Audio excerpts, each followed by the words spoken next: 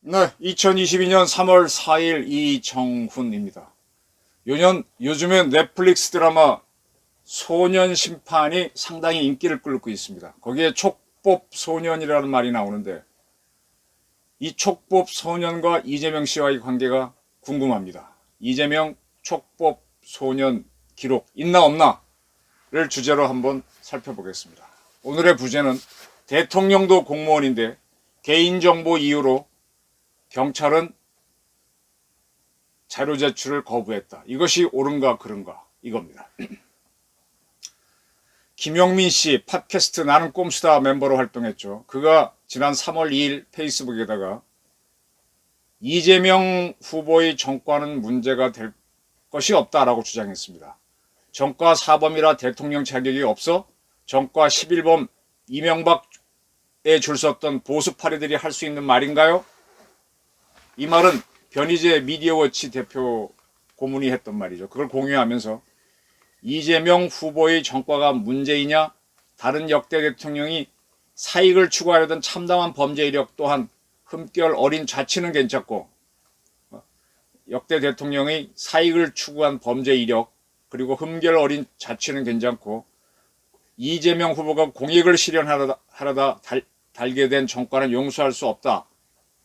이거 악독하지 않느냐 이렇게 주장을 했습니다. 그러면서 이승만은 사지도 않은 땅을 샀다고 하고 학교 건축 기금을 모으고 독립자금을 자기 돈이라고 주장하며 동포와 싸웠다라고 주장했습니다.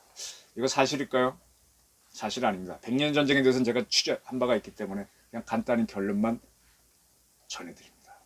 박정희는 어떤가? 그는 일신의 영달을 위해 일본 제국주의 괴뢰군을 자처했다. 그러면 DJ는 외정 때 사업한 건 뭔가요? 5.16 이전에도 무려 3번이나 쿠데타를 시도했다. 첫 번째는 6.25 와중엔 1952년이었다. 어쩌고 저쩌고. 박정희가 시도한 첫 번째 쿠데타는요. 여순 사건에 가담한 거죠. 남로당 영남 군사위원장인가요? 네, 그거 쿠데타죠. 대한민국 전복하는 거죠. 그거는 48년, 9년으로 봐야 되죠. 52년도에 이 전쟁 중에 있었던 거, 이거? 글쎄, 저 기억이 희미한데 별거 아닐 겁니다. 그리고 61년도에 5.16을 하게 되죠. 5.16 해가지고 나라를 망쳐먹었나요? 남로당 영남 군사위원장으로 여순 사건에 개입할 때는 대한민국을 부정한 거지만 61년 5.16은 대한민국을 근대화로 이끌었잖아요. 김용민 씨 시각이 특이합니다.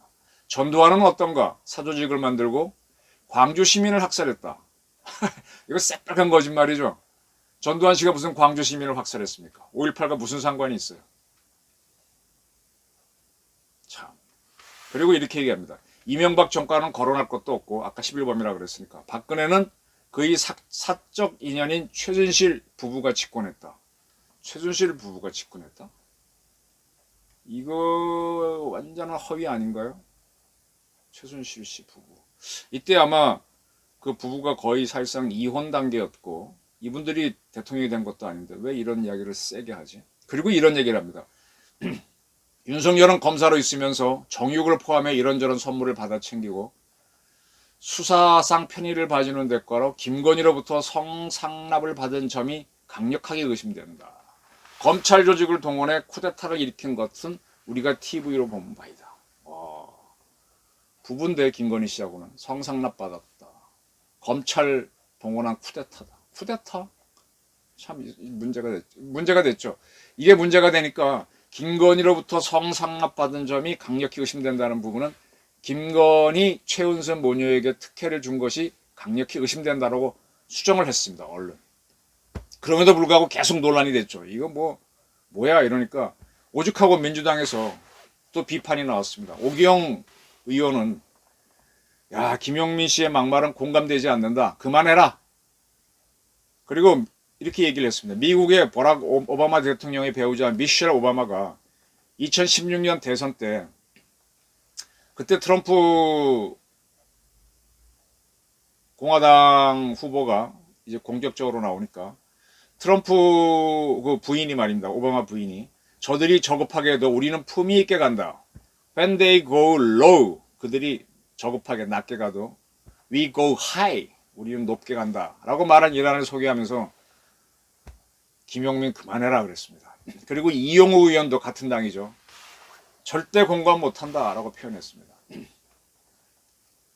그러니까 이 김용민 씨는 이 오 의원의 글을 공유하면서 페이스북에다가 제가 죽을 죄를 지은 것 같아 이 후보에게 아무런 도움이 안 된다면 조용히 있겠다 라고 했습니다. 이재명 당선을 위해서는 모든 것을 던질 수 있다고 했는데 SNS 포기는 1도 아니다. 대선까지 무건하겠다. 그렇습니다. 그리고 3월 2일 날 밤에 선관위 주최 후보자 토론회가 있었습니다. 그날 막판에 대장동 문제를 놓고 이재명 후보가 특검을 뭐 받으시오 어쩌고 하니까 윤석열 후보가 이거 보세요. 내가 주도권 갖고 지금 질문하는데 당신이 왜 그래 하면서 묵살을 냈죠. 이 대장동 게이트에 대해서 계속 이재명 캠프는 윤석열 게이트라고 지금 주장을 하고 있습니다. 거기에 대해서 저희 의견은 한마디로 줄인다면 대장동 게이트가 윤석열 게이트라면 김부선은 윤석열 연인이었다. 이거 아닙니까? 근데 참 흥미로운 게 있어요. 이재명 씨 행동을 보게 되면 이 김부선 씨가 뭐라고 주장하는 거에 대해서는 이런 방구 대꾸를 안 합니다. 이 대선 토론이 있기 전인 2월 28일 김부선 씨는 장영하 변호사와 함께 기자회견을 열었습니다. 많은 얘기를 했어요. 근데 그에 대해서 이런 방구 얘기를 안 합니다. 상당히 특이한, 굉장히 이 양반이 대장동 게이트에 대해서는 윤석열 게이트라고 막 주장 받아치고 막 그러는데 이상 여기서 말이 없어요. 형수 욕설 파일이 공개된 거에 대해서는 어쩌다 얘기를 합니다. 그 얘기가 잘못돼갖고 형수가 소송을 걸겠다라고 밝힌 바가 있는데 형수 욕설 녹음 파일에 대해서는 반응을 하는데 여기에는 반응을 안 합니다. 또 하나 특이한 점이 있습니다. 작년이죠. 가로세로 연구소가 이재명 씨가 소년원 출신인 것 같다라고 보도를 한 적이 있습니다. 학폭 문제, 학생 폭력 문제를 거론하면서 상당히 시끄럽게 떠들었습니다. 이 건에 대해서 이제 가로세로 연구소를 고발한 건 맞습니다. 그런데 대체로 조용히 대응해요. 형수 욕설 파일에 조용히 대응하는 거랑 비슷하게 상당히 궁금합니다. 형수 욕설 파일이 있으니까 움직일 수 없는 사실이죠. 그 해석을 놓고 서로 달라질 수는 있어도. 그래서 재판이 열리면은 고발을 해서 재판이 열리면은 그 소년은 기록이 있는지 없는지 뭐 밝혀져야 될 거 아닙니까? 그렇게 하면 밝혀질 수 있는데 대체로 이재명 캠프는 조용히 대응하는데 근데 제가 더 선거를 여러 차례 경험한 입장에서 보게 되면 선거 끝나고 나면요 되게 고소고발은 다 취소하거든요. 그럼 이 재판은 안 열립니다. 그러면 이재명 씨가 소년원 출신이냐 아니냐는 묻힐 수 있습니다. 김부선 씨 건하고 형수욕설 파일하고 소년원 출신 여부는 상당히 이재명 씨한테 불리한 요소죠. 대장동은 말할 것도 없고요. 근데 3월 2일 날 국회 대선 토론전에서 이재명 씨가 대장동 건을 윤석열 쪽으로 몰다가 무시당하는 그런 장면이 있었습니다. 그래서인가요? 3월 4일 날 이 김용민 씨가 무관하겠다고 그랬는데 또다시 페이스북에다가 윤석열 후보가 김건희 성상납 의혹을 또 주장합니다. 제가 김건희 씨를 둘러싼 이런저런 추문을 엮어 김건희 성상납 뇌피셜을 조작했다고 보냐? 저는 그런 식으로 방송하지 않는다. 이렇게 페이스북에 쓰고요. 2009년부터 12년까지 피의자 김건희는 검사 윤석열과 동거했다. 피의자가 사는 집에 검사가 들어가 동거한 것. 그때 윤석열은 대검 중수부 과장, 힘있는 잘나가는 검사였다. 김건희는 정대택 고소건으로 정대택 씨는 김건희 씨의 어머니하고 요양원 문제로 계속 다툰 사람이죠. 정대택 도서건으로 피해자 신분이었다. 판례에 따르면 검사와 피의자의 동거를 뇌물수수로 볼 수도 있다고 한다. 이렇게 쓴 다음에 2012년 윤석열은 독직 의혹으로 감찰을 당한다. 감찰을 진정한 이는 정대택 씨다. 바로 김건희 모녀와 소송전을 해온 바로 그 사람이다. 그렇게 시작된 검찰 감찰은 징계 없이 끝난다. 정대택 씨는 법무부에 진정했고 법무부는 1개월 정직 처분을 내린다. 법무부는 아니죠. 어쨌든 1개월 정지 처분이 나온 게 맞습니다. 이에 대해 2017년 변희재, 최대집 등 보수 인사들은 윤석열이 성추문으로 징계를 받았다고 밝혔다. 이렇게 썼습니다. 조금 알아봤습니다.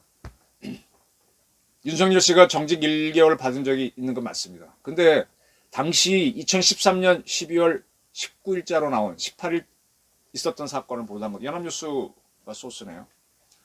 2013년 12월 18일 법무부는 검사징계위원회를 열어 국가정보원의 정치 대선 개입 의혹을 수사하는 과정에서 항명 논란을 빚은 윤석열 여주지청장에 대해 정직 1개월의 징계를 의결했다. 이렇게 되어 있습니다. 그리고 박형철 중앙지검 공공형사수사부장에게는 감봉 1개월을 징계를 내리기로 했다. 2013년에 이런 보도가 있었는데 무슨 뭐 성상납? 이제 변희재 씨가 이렇게 주장했다라고 쓱 돌리면서 하긴 했지만 이러면 사실과 다른 주장이 되죠. 네. 이러한 김용민 씨의 주장에 대해서는 아주 비판이 굉장히 많습니다. 그리고 더군다나 두 사람은 부부인데 이게 뭔 것이냐. 굉장히 비판이 많습니다. 그건 얘기할 필요도 없겠죠. 네. 이것이 뭐냐. 민주당 내부에서도 김용민 씨 저 발언을 검찰에 수사 의뢰하자. 허영일 디지털 혁신위 대변인은 송영길 대표님께 건의한다. 김용민 이자를 허위사실 유포 혐의로 검찰에 수사 의뢰했으면 좋겠다. 사람은 상식이 있어야 한다. 제1당인 윤 후보를 이렇게 공격하는 것은 수상한 정치적 의도가 있다. 라면서 떼어내기를 합니다. 근데 흥미로운 건요. 3월 2일 날 대선 토론회가 있은 다음부터 민주당 지지 세력이 상당히 공격적으로 나오고 있습니다. 또 하나 흥미로운 게 여러분 심진성 씨라고 무속인을 아실 겁니다. 저랑도 인연이 있죠. 1994년인가요? 김일성이 죽기 직전에 제가 이분을 만나서 김일성 사주가 아니라 3주죠. 태어난 시간은 모르니까. 세상에 알려져 있는 생년월일을 주고 시간은 모르니까.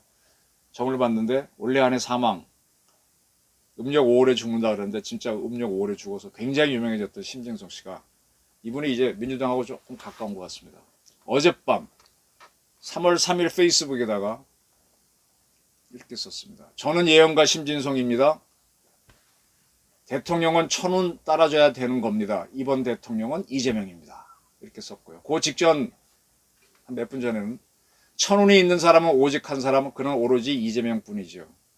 우리의 선택이 여러분과 우리 2세가 살기 좋은 나라를 만들 수 있습니다. 다시 한번 생각해 보십시오. 이번 대통령은 기호 1번 이재명입니다. 이런 게 막 많이 나오고 있습니다. 그러니까 3월 2일 대선 토론회가 상당히 충격적이었고 그 다음에 3월 3일 새벽에 있었던 어제죠. 윤석열 안철수 후보 단일화가 꽝! 핵폭탄이었던 것 같습니다. 이렇게 끝난 다음에 이런 거, 그 다음에 다시 무건을 하겠다고 하는 김용민 씨처럼 뒤집기도 나오고. 사실 여러 가지 정보를 들어보면, 이야기를 들어보면 민주당은 멘붕에 빠져서 이거 큰일 났다 싶었고 모든 공격을 다 한다. 라고 하면서 그동안 음지에서 움직이던 사람들도 커밍아웃 하면서 총공격으로 나섰습니다. 이 사람들이 노리는 거는 일단 김건희 씨인 걸 가능성이 높습니다. 김건희 씨가 유세에 나오면은 또 걸크러쉬 현상이 생겨서 걸크러쉬로 보고 굉장히 흥미를 끌 것 같아요. 윤석열은 윤석열대로 유세하고 김건희 씨는 따로 돌면은 신문이나 방송 입장에서도 후보자는 늘 하던 것 똑같은 거니까 재미없고 김건희 씨가 나오면 화제가 돼서 보도가 쏟아지면서 큰 파동일 것 같은데 이 김건희 씨를 나오지 못하게 하려고 상당히 애를 쓰는 거 아니냐, 이재명 붙이기를 해보려고 어떻게 애를 쓰는 거 아니냐, 그런 것들이 많이 보이죠. 자, 이 문제와 관련해서 오늘 주제를 좀 말씀드리겠습니다. 부동시와 뭐라 그래야 되나 수사기록 문제입니다. 아까 제목에서 거론한 겁니다. 3월 2일 날 이제 계속 선거가 막판으로 가면서 굉장히 이제 건들지 말아야 할 문제를 서로 건듭니다. 제가 아까 소년원 문제를 얘기했는데 그 문제입니다. 3월 1일 국회 법사위원회에서는 이재명 씨의 과거 범죄 수사 경력 자료하고 윤석열 씨가 군대에 안 갔죠. 부동시 양쪽 눈이 시력이 다르다. 그 자료를 확인하려고 했으나 3월 2일 날에는 불발됐다. 합의가 안 됐다 이겁니다. 그때 국힘당은 이재명 씨의 범죄 수사 경력 자료를 달라 경찰에 요구했는데 경찰이 제출하지 않았습니다. 그러나 이제 부동시에 대한 자료는 제출이 이루어졌는데 둘 다 이루어지지 않으면 우리가 이거 동의하지 못한다. 그래서 자료 열람을 하지 못했습니다. 네. 그때 경찰에서는 뭐라는가 하면은 이재명 후보의 범죄 수사 경력 자료는 개인정보다 라면서 제출하지 않았습니다. 그러면서 이재명 후보가 직접 요구하지 않으면 해당 자료를 줄 수 없다. 법에 근거해서. 이렇게 했거든요. 그래서 이제 이게 오지 않았기 때문에 부동시 자료는 왔지만 국회에서 열람을 하지 않았습니다. 근데 이게 굉장히 포인트를 보셔야 되는데 경찰이 얘기했습니다. 범죄 수사 경력 자료는 개인정보에 해당된다. 개인정보는 무조건 공개하지 않는가요? 개인정보일지라도 여러분들 어떤 사건에 연루돼서 입건이 되시거나 수사를 받으면 개인정보도 다 수사기관이 봅니다. 다 봅니다. 확인됩니다. 그리고 재판에도 제출됩니다. 국회가 요구하면 개인정보도 제출되는 경우가 많습니다. 뭐냐, 청문회 같은 거 할 때 다 공개되죠. 그건 아주 그거 말고도 더 많이 국회 정보에는 더 국가 기밀 자료도 공개됩니다. 그래서 일단은 3월 2일 이렇게 넘어갔는데 이게 이제 소년원 문제가 이제 결국은 핵심이죠. 부동시 문제보다가도 이재명 씨가 소년원에 갔느냐 안 갔느냐 가로세로 연구소가 공고해서 작년 말에 굉장히 파동이 일었었는데 이때 이재명 캠프에서는 어떻게 대응했는가 하면요. 소년원에 갔으면 국민학교를 졸업하지 못하는 거 아니냐. 지금은 초등학교라고 그러지만 졸업했다라면서 3개 초등학교 졸업장을 공개한 바 있습니다. 그거는 지금 화면에 보시는 바로 이 자료입니다. 1976년 2월 16일 3제 초등학교 졸업한 걸로 되어 있습니다. 그리고 이걸 근거로 이런 보도를 했던 것들은 가짜 뉴스다 하고 이재명 캠프에서는 상당히 광고를 하고 그리고 고발을 했었죠. 그래서 이제 이재명 씨가 소년원에 갔느냐 안 갔느냐 여부인데 국민학교 졸업장은 이렇게 공개가 됐습니다. 그러나 이거와 별도로 국민학교 졸업장이야 의무교육이니까 줄 수 있죠. 줄 수 있죠. 주변에도 보게 되면 여러 가지 이유로 최소한의 그 학수라 그러던가 학기수라든가 그 수업 일수만 채우면은 졸업장 주잖아요. 의무교육이니까. 그러니까 이걸로는 확실하게 확인될 수가 없다라고 저는 봅니다. 의무교육이니까 거의 줍니다. 이거는 졸업장. 자, 그런 국회가 3월 3일 날 이 두 자료를 받았습니다. 근데 문제가 생겼습니다. 부동시 자료는 왔는데 이재명 후보의 과거 범죄 수사 경력 자료에는 약간 문제가 있었습니다. 일단 부동시 자료를 받아서 민주당은 열람을 했고 같이 열람을 했습니다. 그 자료를 보고 박주민 의원은 설명을 했습니다. 94년 신체 검사할 때는 윤석열 씨가 좌우 시력이 0.7, 0.5였는데 2002년 검사로 재임용 때 낸 자료를 보게 되면 0.9, 0.6. 변화가 있다. 이상하다. 그러니까 이게 지금 군대 갔을 때도 이거 잘못된 거 아니냐. 이 표에 있는 것처럼 뭐 이런 주장을 했습니다. 뭐 이거 가지고 여당에서는 뭐 군에 갈 때 부정시였다가 검사로 임용될 때는 정상도로 온 게 이건 이상하다. 따라서 군대 갈 때 이 부정시로 한 게 허위다 이런 건데 이거보다 더 폭탄이었던 게 범죄 경력 이 자료였습니다. 무슨 설명을 드리겠습니다. 우리나라에서는 사람들이 살다 보면 뭐 범죄를 연루될 수 있죠. 근데 이날 받은 게 범죄 경력 조회하고 수사 경력 자료를 받았다고 하는데 여기에는 음주운전 이재명 씨가 한 건을 포함해서 네 건의 벌금을 받은 전과가 있고 현재 이제 성남 FC 사건으로 수사가 진행되는 거 이건돼서 하나 있는 거 이건인가 수사 중인 게 하나 있고 그다음에 대법원까지 가서 무죄 판결 받은 거 있죠. 공직선거법 6건이 있었다. 이걸 받았는데 그런데 이 수사 자료표는 국힘당이 바라는 게 아니었다. 이거 아니다. 우리가 요청했던 거는 범죄 경력이 아니라 범죄 경력 자료가 아니라 수사 경력 자료를 요구했는데 우리한테 온 거는 범죄 경력 자료다. 이거 아니다. 그리고 이 자료는 우리가 요청한 게 아니라 아까 이제 개인정보 같은 경우는 이재명 씨가 직접 본인이 요청해야 된다고 경찰에서는 그랬는데 이재명 씨가 요청했답니다. 했는데 수사경력자라고 아닌 범죄경직자료만 요청해서 왔기 때문에 이건 아니다 이겁니다. 그러니까 박주민 의원은 수사 기록은 임의로 제출할 수 없다. 야당이 상상하는 그런 건 없다라 그랬습니다. 조금 더 이걸 복잡하기 때문에 설명을 해드릴게요. 우리나라 법률 중에 형의 실효 등에 관한 법률이 있습니다. 약칭 형실효법이라고 하는 겁니다. 제1조 이 법의 목적은 전과 기록 및 수사 경력자료를 기억해 두십시오. 의 관리와 형의 실효에 관한 기준을 정하는 것이다. 그래서 이렇게 정함으로써 전과자가 정상적인 사회복귀를 할 수 있도록 하는 걸 목적으로 한다. 이렇게 되어 있습니다. 그러면 이제 수사 경력 자료를 요구했는데 야당은 이 수사 경력 자료는 무엇이냐? 이제 국민들이 뭐 하다 보면은 뭐 어떻게 피의자로 경찰에서 조사를 받을 경우 있잖아요. 그때 10손가락 지문을 찍지 않습니까? 그리고 자기 이름 쓰고 뭐 하고 그렇게 수사를 쭉 받습니다. 그래서 내가 나중에 유죄를 받으면은 이게 범죄가 되기 때문에 범죄 기록이 잡고 내가 거기서 끝날 수도 있어요. 경찰에서 검찰에 송치도 안 하고 이게 아무것도 아니야. 그 다음에 검찰에 송치했는데 검찰이 기소도 안 해. 불기소 처분해. 그죠? 재판도 안 갑니다. 그러면 이렇게 남는 거는 수사 경력 자료입니다. 재판 가서 유죄가 나오면 범죄자가 되는 범죄 기록이에요. 범죄 경력 자료가 여러분이 흔히 말하시는 전과입니다. 전과 기록이 남습니다. 전과는 벌금 이상이나 또 보호감호, 보호관찰, 그 다음에 재판을 받는데 선고를 유예하는 경우 있죠. 선고를 그래 너 죄는 있는데 선고는 안 할게.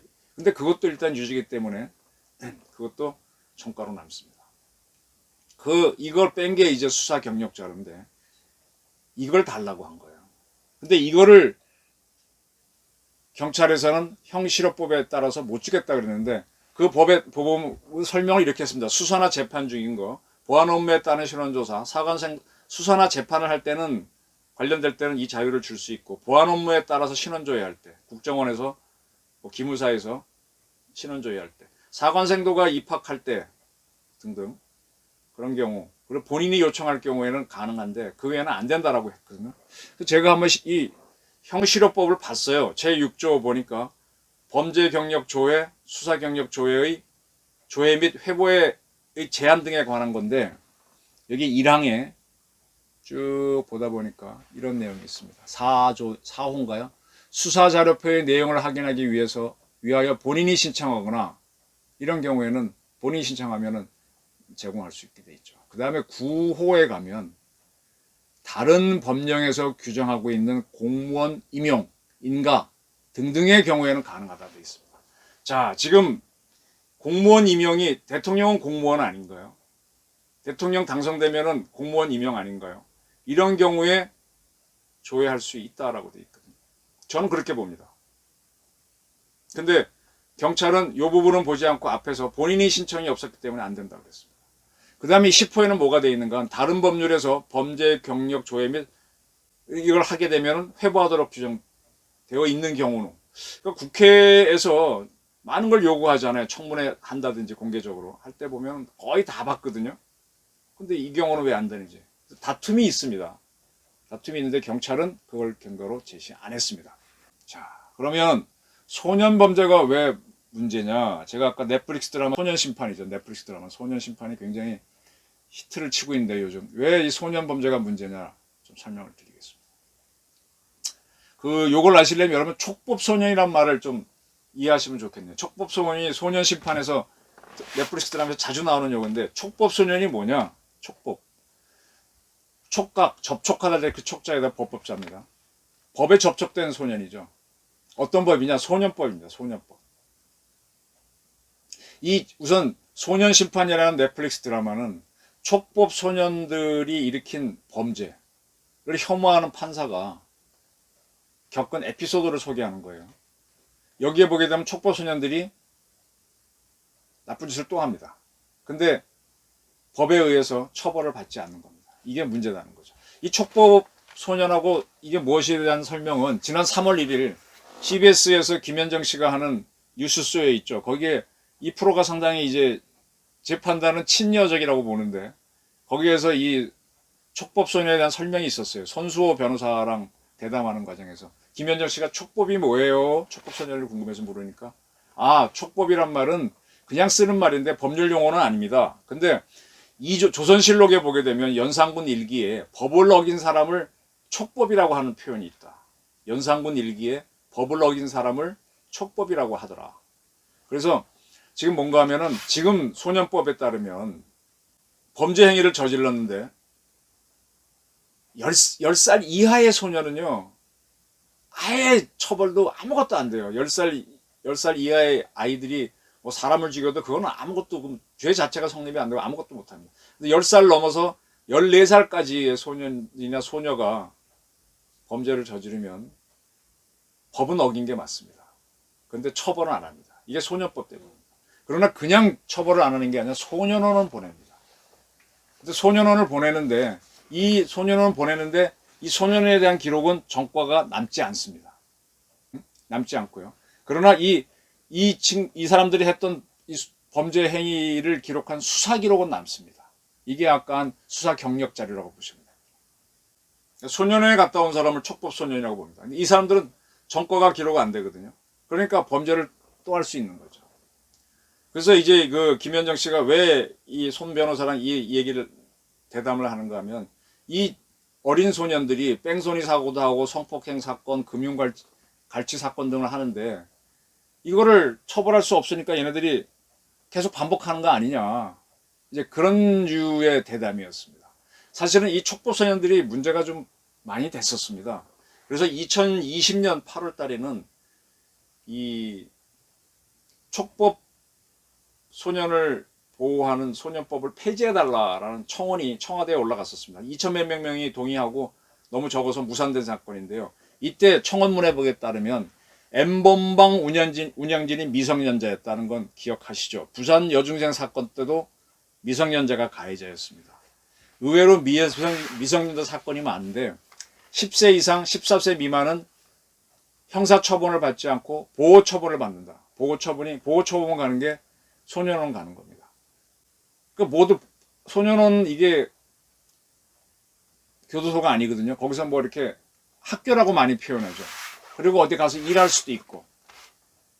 그러니까 이걸 악용하는 소년들이 많다. 전과도 안 남으니까. 그래서 자꾸 범죄를 또 저지르고 떠지른다. 그래서 뭐 몇십 범이 되는 사람들이 있는데 이래서는 나라가 안 된다. 나라가 안 되니까 이 소년법을 폐지하든지 이 14세 미만들이 저지르는 경우에는 처벌하도록 해라 하고 청원이 됐는데 무산이 됐죠. 이재명 씨가 국민학교를 졸업한 나이가 아까 76년 졸업장이니까 그때 몇 살? 만 12살? 이해되십니까? 원래 우리가 보호관찰법이라고 있었는데 그거는 지금 법이 없어졌어요.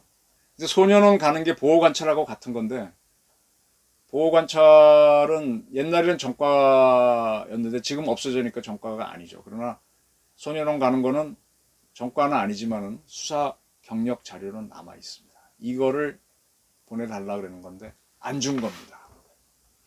있는지 없는지는 아무도 모릅니다.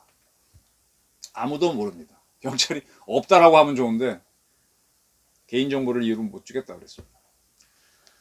자, 아까 이제 가세현이 고발을 당했습니다. 근데 이 선거가 끝나면은 다 취하면 그걸로 끝나겠죠. 그 사실 여부는 확인된 게 없습니다. 지금 야권에서 윤석열, 안철수 단일화가 되니까 여권에서 총 공격으로 나갑니다. 이제 김영미 씨가 먼저 스타트를 자기가 묵원하겠다 그랬다가 다시 공격 나오면서 되겠죠.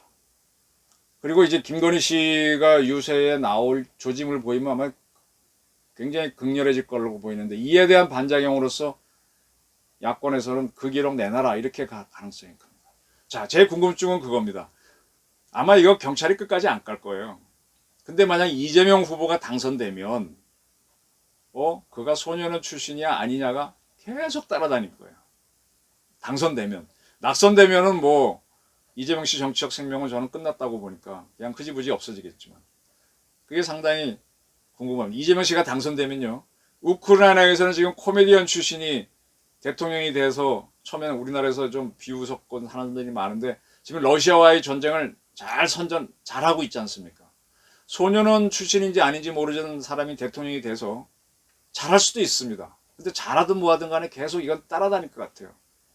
그때 뭐 맞다라고 공개할 수도 있고 끝까지 안 할 수도 있는데 좀 그렇죠. 그렇죠. 그래서 이번 마지막 선거 한 일주일 남은 포인트는요. 김건희 씨가 유세장에 나올 수 있느냐. 그거를 막기 위해서 지금 총력을 다해서 여당이 방해를 할 가능성이 높아요. 지금 단일화건과 더불어서 할 건데 단일화 문제도 지금 그렇게 되면은 야당에서는 다시 촉법 소년 문제를 꺼내면서 수사 경력 자료 내놔라. 이게 논란이 있을 수도 있다는 겁니다.